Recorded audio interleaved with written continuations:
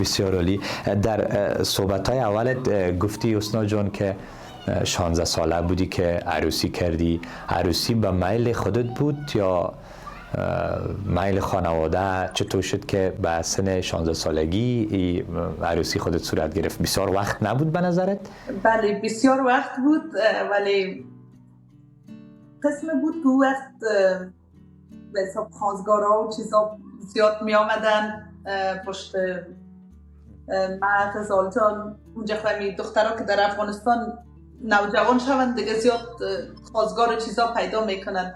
باز از بین خواستگارای من انتخاب کرده بودم ولی دیگه رضایتم بود، ولی در اون زمان آدم نمیفهم اصلا چویس یک نوجوان به یک حساب به نظر من هیچ هست، هیچ